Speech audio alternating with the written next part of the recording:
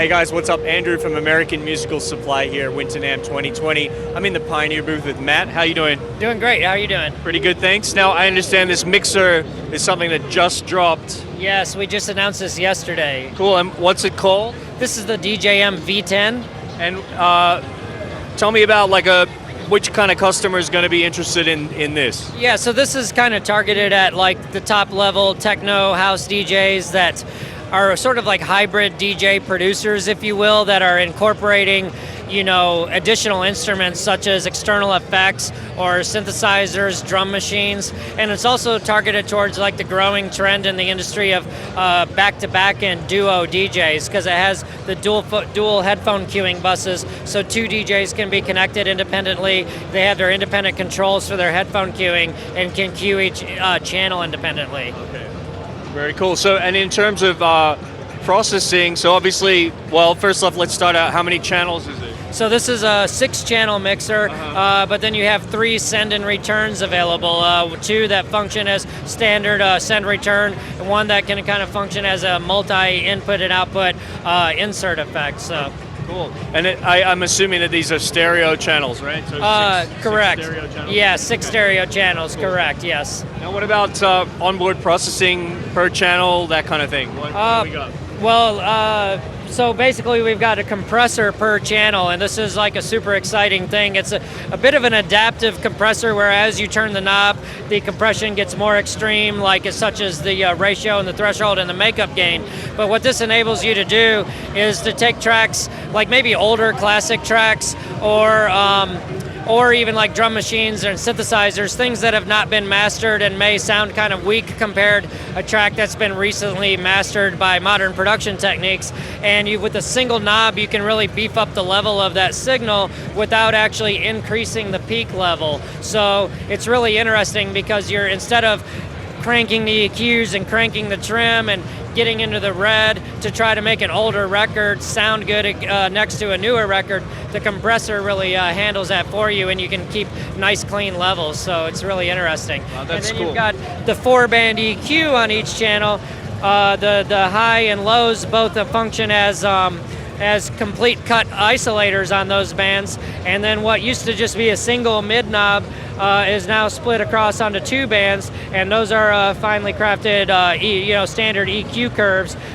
One to kind of target the mid bass, the other to kind of target like your vocal and harmonic, melodies in a mix.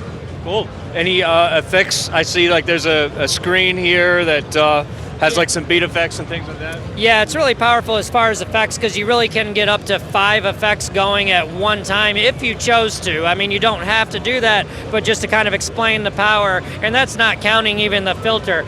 But over here on the send return section, we basically looked at the market and found out what kind of like pedals and different external effects that DJs are bringing to the stage and using in their sets. And we basically built in 4 of the most common types of effects in the send section. So it's almost like having 4 pedal effects built into the mixer. And then you've got 4 parameters for working those effects. But then you also have the 2 external send and returns, and those can all be engaged at the same time, so you can choose from one of the built-in effects and the 2 externals. So when I turn a send knob on a channel, I could now be sending out to 3 different effects. And when those come back, I can choose by engaging this master mix button to send those wet signals back to the master mix, or if I have empty unused channels available, you actually can route those wet signals independently to any channel.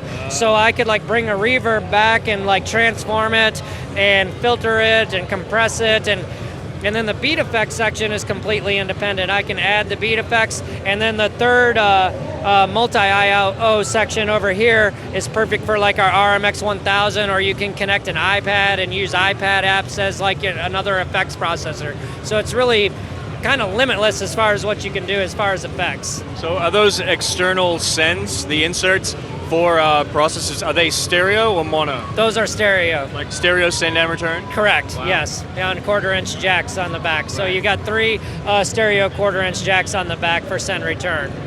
Wow, that's really cool.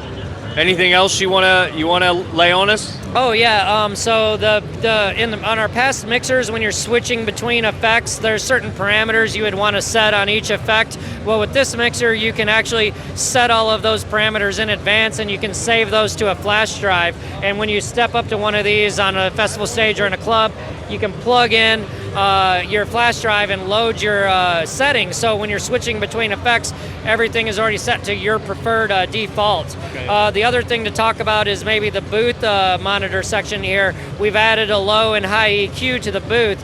A common complaint with a lot of touring DJs is I go to one booth and the bass is just completely overpowering, or I go to the next booth and the highs are just killing my ears. Well, now you can kind of tame those frequencies. And the other thing that I think is really exciting about this mixer, not only does it have dual audio interfaces and that also is capable of doing MIDI, all the fader movements and button presses can send MIDI signals, but it also is capable of sending Midi Clock. And we do have a DIN MIDI cable on the back, and it receives that clock from the beat effects section. So if I'm playing a record box analyzed track on a CDJ with CDJs that are all linked in, you're going to be getting perfect clock from those beat grids on those tracks. So as you speed up and slow down, the clock you're sending out to external instruments is following. But even if you're doing an analog source like a vinyl record, our beat detection system is really tight, and you can even tap the tempo in. So the ability of sending the clock out, having all these extra channels to come in, the compressors, the additional EQ, and then to top it all up, once you get it all going, you have all your mix going, all your effects, then on the master you've got these big beefy isolator knobs, and you can really just get expressive and make extreme cuts and changes to the frequencies, and it can just be really a fun mixer to perform on. Wow. It seems like a very comprehensive solution. Yeah, I mean, I say that this is kind of an instrument in its own. I mean, I've been kind of saying that is what one person does with this is going to be totally different than what another DJ does. You could do 2 CDJs, 4 tracks from Ableton, or 2 tracks from Ableton and then 2 more tracks from a record box or Serato or Tractor. I mean, it's completely limitless with what you could do with this thing. Yeah, right. Wow. Seems very very cool for people who are using old school music too with vinyl and things like that absolutely, yeah. Top-notch sound quality. It's got ESS digital to analog converters, 32-bit. This is the best sounding mixer that we've put out, so full of features, great sound quality. I really think we're going to see this on a lot of festival stages being used by a lot of top artists very soon. Awesome. Well, there you have a very comprehensive overview of the Djm V10 from Pioneer. If you're interested in finding out more information, please visit americanmusical.com.